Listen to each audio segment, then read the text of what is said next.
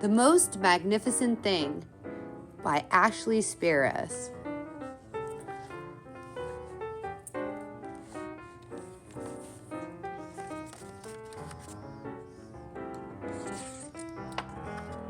The Most Magnificent Thing.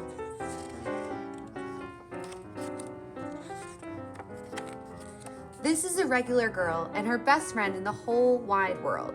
They do all kinds of things together. They race, they eat, they explore, they relax. She makes things. He makes things. One day, the girl had a wonderful idea. She's going to make the most magnificent thing.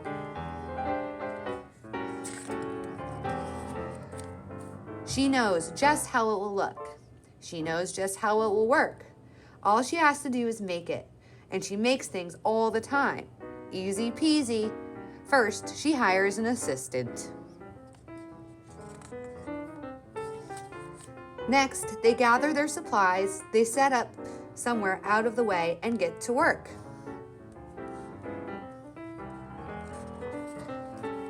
The girl tinkers and hammers and measures, while her assistant pounces and growls and chews. When she is finished, she steps back to admire her work. She walks around one side. Her assistant examines the other side. It doesn't look right. Her assistant picks it up and gives it a shake. It doesn't feel right either. They are shocked to discover that the thing isn't magnificent or good. It isn't even kind of sort of okay. It's all wrong. The girl tosses it aside and gives it another go. She smooths and wrenches and fiddles. Her assistant circles and tugs and wags. When she is finished, she stands up and takes a long look at it. Her assistant gives it a nudge with his paw. The thing is still wrong. She decides to try again. The girl saws and glues and adjusts. She stands and examines and stares. She twists and tweaks and fastens.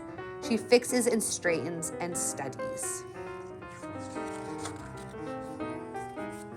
She tries all different ways to make it better. She makes it square, she makes it round, she gives it legs, she adds antennae. She makes it fuzzy, she makes it long, short, rough, smooth, big, small, and even smells of stinky cheese, but none of them are magnificent. Her hard work attracts a few admirers. They don't ask. They can't see the magnificent thing that she has in her mind. She gets mad. The angrier she gets, the faster she works. She smashes pieces into shapes. She jams parts together. She pummels the little bits in. Her hands feel too big to work and her brain is too full of all the not right things. If only the thing would just work. Crunch. The pain starts in her finger. It rushes up her brain and she explodes. It's not her finest moment. I'm no good at this. I quit.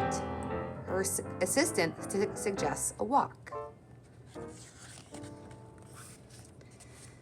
It's not much help at first, but before long, she starts to feel different.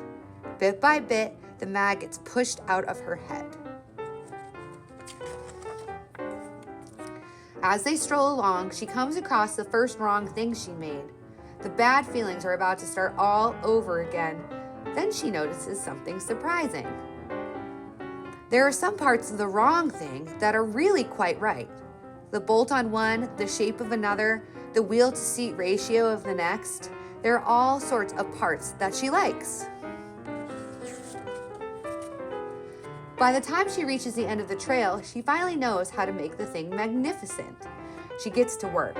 She works carefully and slowly, tinkering, hammering, twisting, fiddling, gluing, painting. Her assistants make sure there are no distractions. This is the perfect thing to ward off bears. This would stop a leak. This one's all wet. The afternoon fades into evening. Finally, she finishes. She alerts her assistant. Prepare to take a good long look. It leans a little to the left, and it's a bit heavier than expected. The color could use a little work too, but it's just what she wanted. They climb aboard and take it for a spin. They are not disappointed. It really is the most magnificent thing. The end. Project ideas. Design a robot or machine that could help solve a problem in your life or in our world.